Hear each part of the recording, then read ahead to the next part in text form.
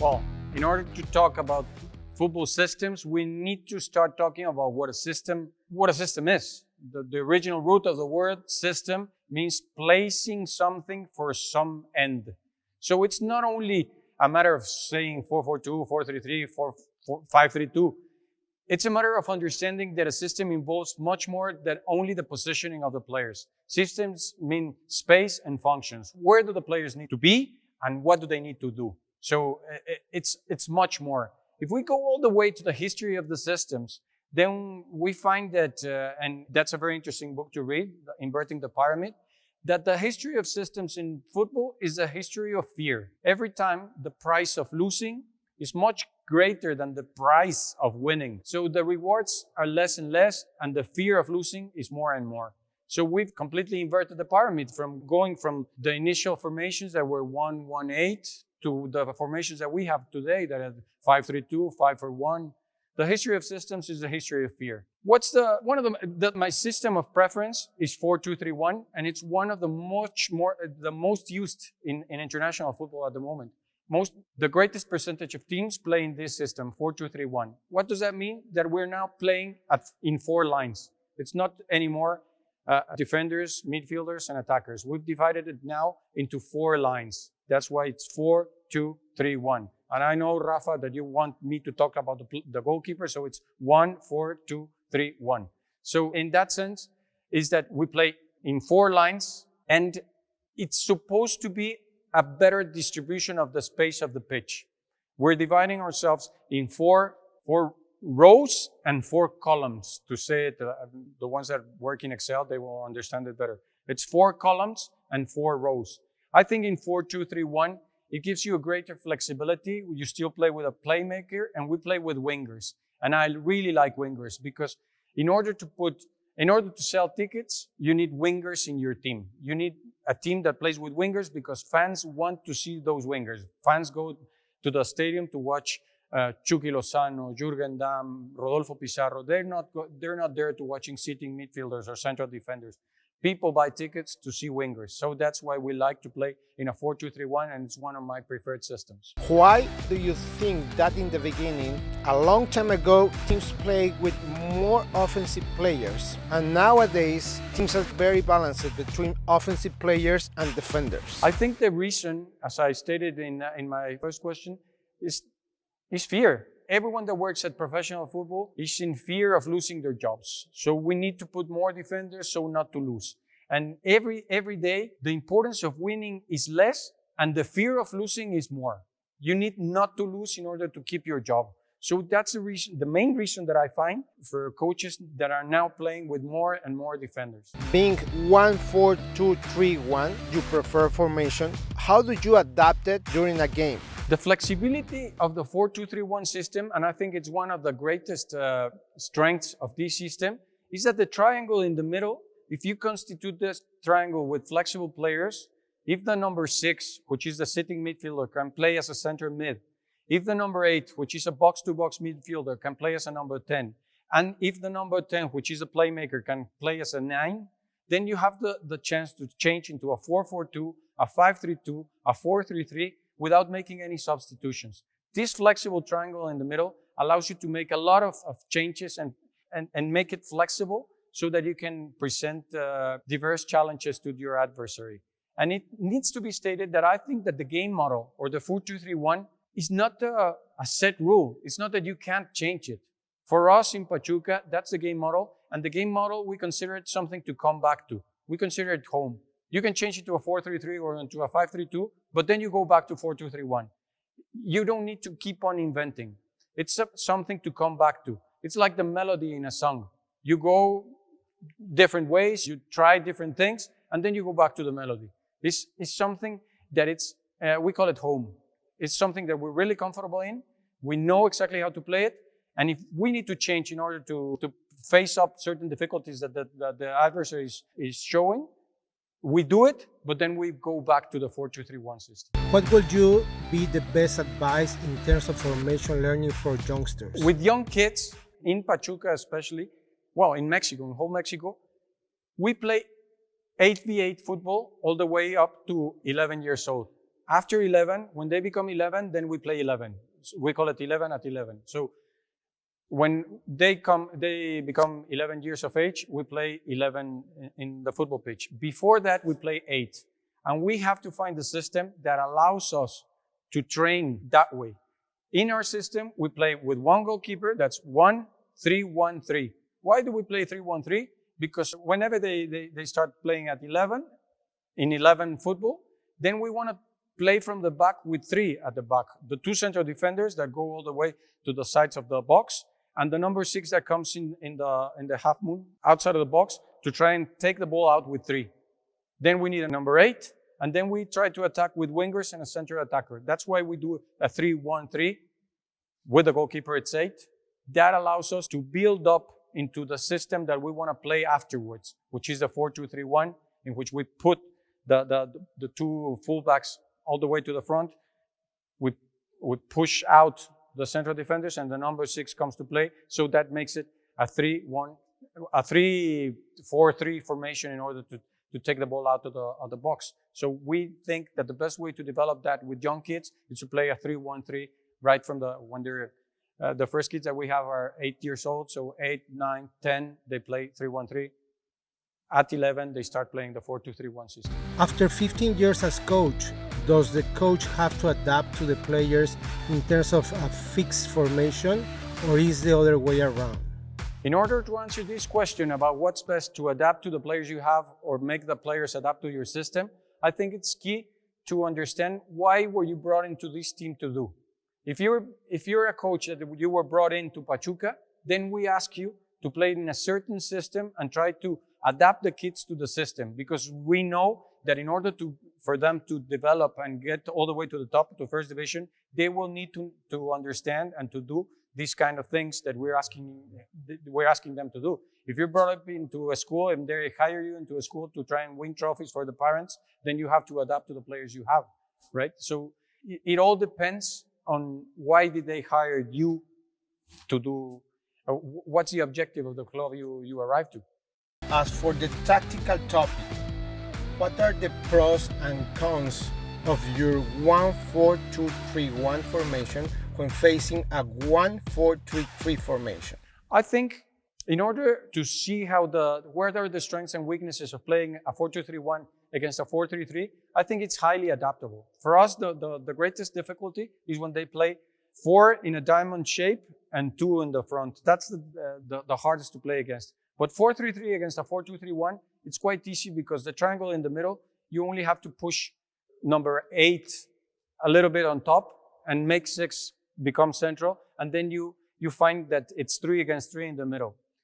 There's a little bit of difficulty. The 4-2-3-1, what it makes, there's a lot of space behind the wingers, in front of the fullbacks and behind the wingers. The distance between, because they're not midfielders, they're wingers, so they're high on the pitch. So the space behind the wingers, that can become a problem when you're playing a 4-3-3. But I think it's highly adaptable. We do not suffer when playing against a 4-3-3. What would be your strategy to face a team with 1-4-4-2 formation, including a diamond in the middle? A 4-2-3-1 against a 4-diamond-2 shape, that's very difficult because it's very hard to cover 2 attackers with 4 defenders. It's very hard because you have a man-on-man in the middle. So you eventually have to close down one of the fullbacks so that you can have the numerical advantage. And in the center of the pitch, you have 4 against 3 because you have your 6, your 8, and your 10 playing against 4 of them. It becomes very difficult for us, and it has proven very challenging. You need to bring back number 6 to try and get their number 10, their playmaker, and you also have to close down a fullback. And you end up making a line of 5 and changing positions. And once they make you change your system, I think they have the upper hand. That's the most difficult thing. We've tried different solutions, and well, that's positioning. But you have to also consider the particular skills of every player that is playing in that 11. What would you do when facing a team with a 1-3-4-2-1 formation, with just 3 defenders and a very crowded midfield? Yeah, if you're trying to play the systems game and you're not considering a particular game model and you're only trying to find the weaknesses in the other system to try and develop your own squad, I think that if they play with a line of 3 in the back, the best way is to attack with wingers and a central defender, because then you'll have 3 central defenders, because most of the teams that play with a back line of 3, they play 3 central defenders. You'll make them go out and catch your wingers on open space. And a winger against a central defender in open space will always win. So whenever we find, and we're playing that game, if we're playing the systems game and they play with a line of 3 in the back, then we play with 3 up front, trying to force a hand-on-hand situation in all the pitch. If they're playing with a line of back and a line of 4, then we play with 2 central attackers, and that creates havoc. That creates a lot of problems. If you're not very tactically aware, they will suffer. If your game plan includes 3 attackers, that is 2 wingers and 1 forward, what will be the reaction of your opponent? And what will happen if they were to play with a lot of players in the back? That's even better. If we play with 3 attackers and they pull their wingers back and they're defending with 5 against 3, that means that they have an overload of 2 players. So that means that if they have an overload of 2 players in the defense, they're losing 2 players in the midfield. So we have more people in the midfield. And that means that we can have control of the ball and possession. And we can make them play deep down. They will drop down. Now that we have the ball, what do we need to do? We need to move it quite quick. Possession needs to be really fast, really pinning the ball, pegging the ball, so that it comes and goes very fast. And you need to have 2 things. First, the first thing we've already got. With 3 players, we're holding 5 of them. So we have a numerical advantage in midfield. We're playing the ball quick. We have to be very aware of defense in attack, because if they score, then it's going to be harder. We have to move the ball fast, as I told you. And we need to have someone that hits it very well from the midfield. If we have a mid-distance shooter, then we have to put it and try it more and more. The 3 in the line, our 3 attackers against the line of 5, need to be really on line with their 5. Because if they start dropping down for the ball, then you lose this numerical advantage in the midfield. They need to stay high up, high in the line with them, so that a single control will make them face up the goalkeeper. And that way, if you can force those 3 situations, good defense in attack, with 3 stopping 5, quick movement of the ball, hard shooting, and them playing at the same level, I think you'll have high opportunities of winning the game. Under your 1-4-2-3-1 strategy, how will you distribute your players if planning to use 2 guys on top? Yes, we're highly faithful to our game model, but that doesn't mean that your number 10 cannot play as a number 9. Actually, at Pachuca, our number 10 is more like a 9.5, we call it. He has to be a good scorer. Our ideal type of player in there is Victor Guzman, a player that gives you 8 goals a year. Why? In Mexico, in order to go all the way to the playoffs, you need at least to score 28 goals. How are you going to score 28 goals? You need at least 8 from the number 9 and at least 6 from your number 10.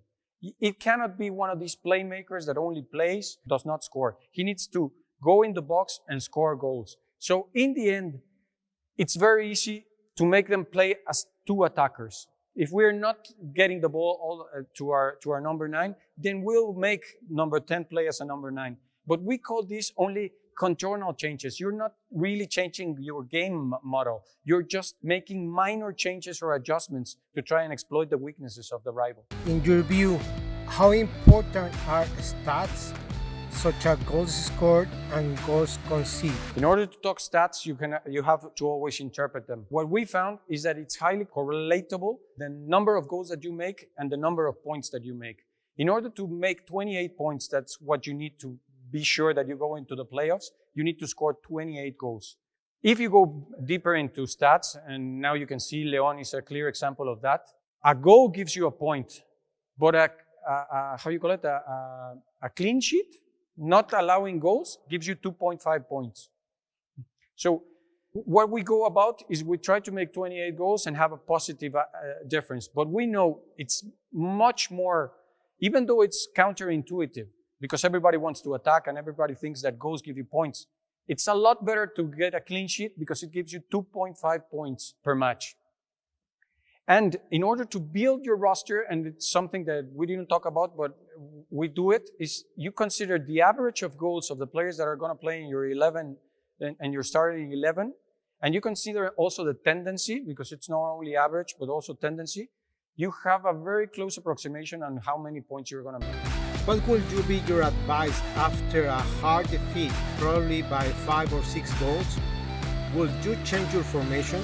Those kind of crazy scores, like the one of Barcelona or the one of Mexico against Chile or the one that Brazil against Germany, I think those do not go around tactical issues. It goes beyond. It's like a shell shock. Something happens at the mental level that you're not there anymore. The difference between two professional clubs is never that big. It has to do with mentality. And in order to avoid that, I think that you need certain type of players, those kind of leaders that can avoid these things happening. It's very difficult to talk about tactical stuff with that. We had it just a few years ago. We lost in our first game, the first game of the season, in which you go with all these illusions and you go with all these illusions, really. We lost 5-0 against Monterrey in the first game.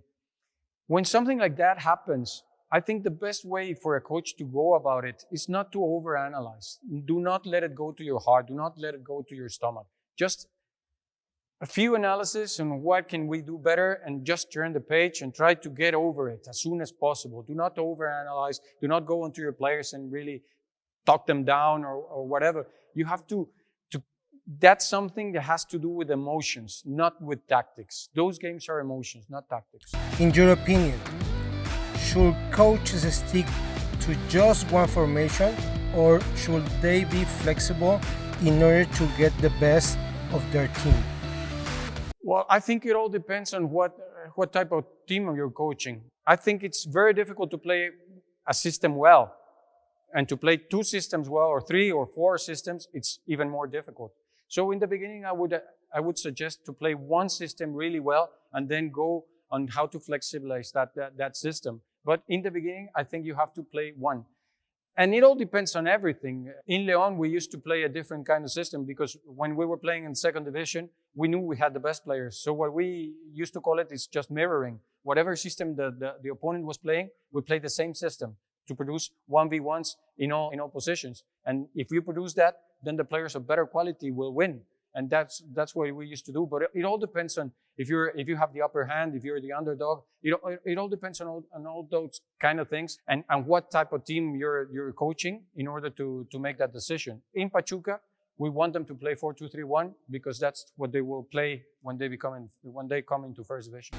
Let's imagine that during a game, your number 6 is sent off and you are out of substitutions. How would you react to this situation? In our system, if we lose a player and it's the number 6, and I have no extra substitutions, and let's say that we're not chasing the result, that the current result is good for us, then I would bring the number 8 as a number 6, and I will bring the number 10 as a number 8, and we would play 4-4-1. If we have to chase a result, if we're losing and we need to do something else, then I would just play number 8 as a number 6. I mean, the box-to-box midfielder, bringing him as a sitting midfielder, and keep on playing the same thing with number 10, with 7, 11, and 9. Because we need to change the result. There is no point in defending. With your past experience as a sporting director, how would you handle your relationship with a head coach, with a negative result? In my relationship with the head coach, I try to be really clear, because I'm not that kind of over-explosive guy that can shout and scream. Even though I studied and I have my licenses in coaching, I have never been a coach. So I don't go about him very strongly on tactical issues. I see myself as a sports director that tries to build structures around the head coach. I bring the best head coach that's available in my point of view, and then I try to support him with as much structure as possible in order for him to hit the targets that we want. If we have some differences in what I see reasonable in a team, I always say to myself and to the coach, my obligation is to challenge your thoughts, not your decisions. So I always challenge his thoughts. I always go about him talking him about, have you thought of this? Have you thought of that? I think this player is better. I think this system is better. I think these are the weaknesses or whatever. But I never challenge his decisions. Once he's made a decision, I go fully and support him at all times. Marco, how would you address a situation in which your top player does not show up? What would you recommend? Yeah, for that purpose of knowing how to develop talent right from the start, you need to be really aware what will be asked from him, what will he need to have in order to get all the way to the top. What you've just asked, it's a very clear and a very repetitive thing in our academy. You have this talented player that can dribble past 5 players and score a goal. That thing will not be possible in first division. He will not be able to do that. If you take, again, going to stats, if you get the stats of European football, Champions League football, Premier League football at the highest level, you'll see that 90% of the possessions are 1 or 2 touches. You'll see that 90% of the first touch football will be accurate, will be well played. So what you need to build in these guys is to try and build the ability to play 1-2 touch football. Yes, they need to dribble if they're wingers, but if not, they have to learn how to play quickly, because when they get all the way to under 20s and first division football, they will not be able to do what they did when they were 15. So they need to know that, and they need to get used to this, playing 1-2 touch football, understanding what we were talking about, cognitive, perceptual expertise, understanding where the space is, understanding, smelling the weaknesses of the rival, know their strengths. You have to teach them to do this, because right now they're winning because of their own personal skill. But in my experience, they will not be able to do that when they come to first division, unless you're talking about a Messi or those outliers. And if you find an outlier, well, you're very lucky and just put your money in the bank. But if not, you have to teach them all the skills that they will need to get all the way to the top. And that means first and 2 touch. What's your method to provide feedback to players? What would you say to them in specific situations, such as ball passing, dribble, or not losing the ball? Yes. In order to assess feedback and how to provide feedback age-related, specific to an age, I will always prefer questioning as a method of feedback, because that makes them process the information. If he's constantly first you have to recognize a pattern. He's constantly making the same mistake.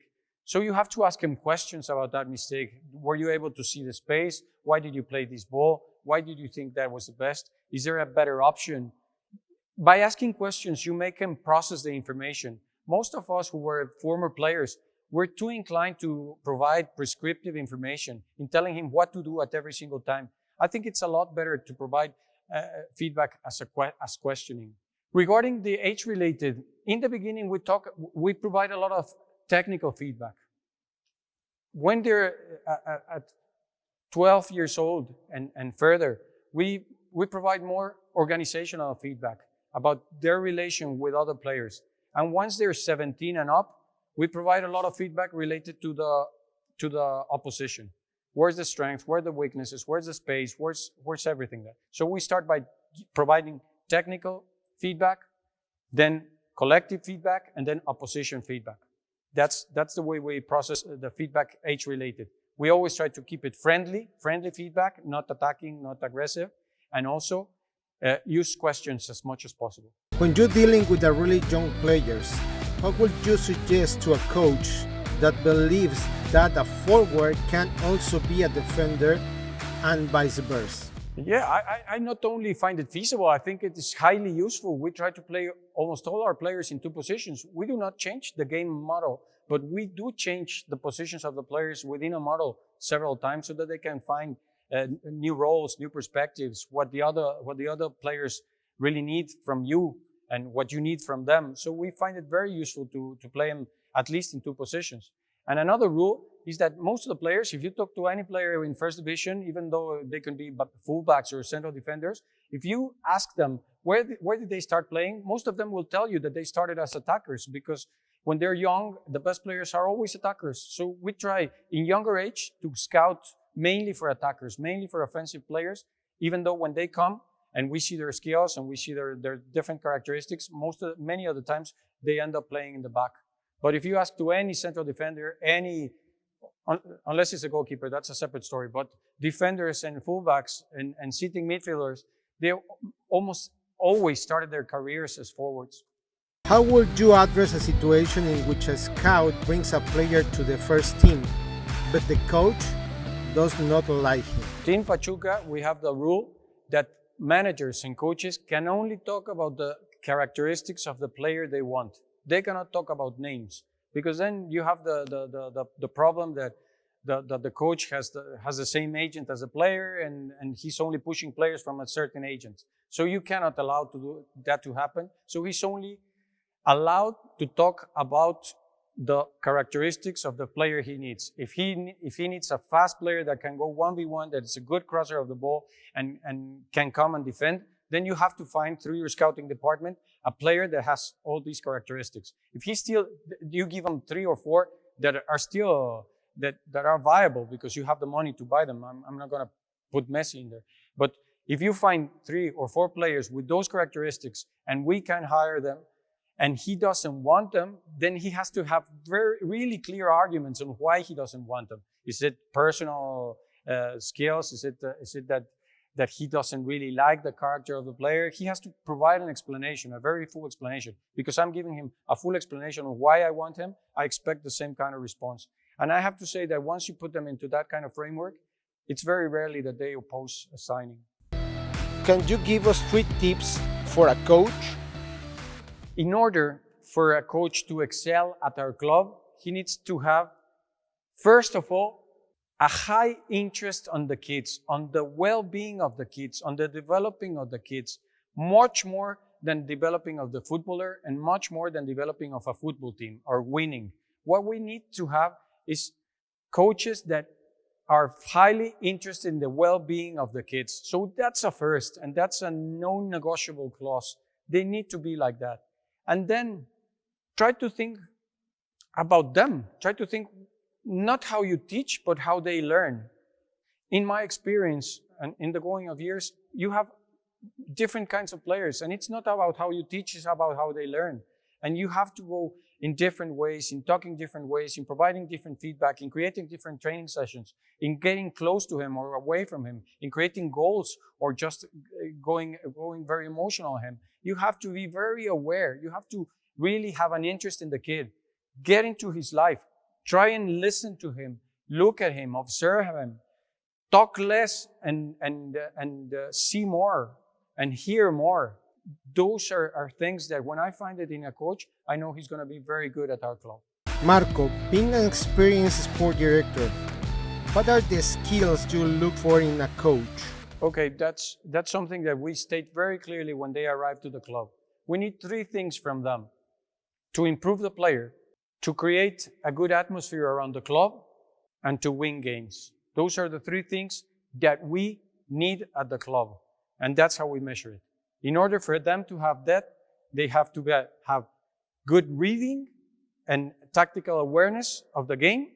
They need to have a good methodology, and they need to be very good at managing the dressing room. Those are the 3 things that we ask from them, and those are the 3 things that how we measure them. Well, that's me. Thanks a lot for watching. And in any case that you're interested in any of the topics that were covered, I'll provide further reading. Thanks a lot.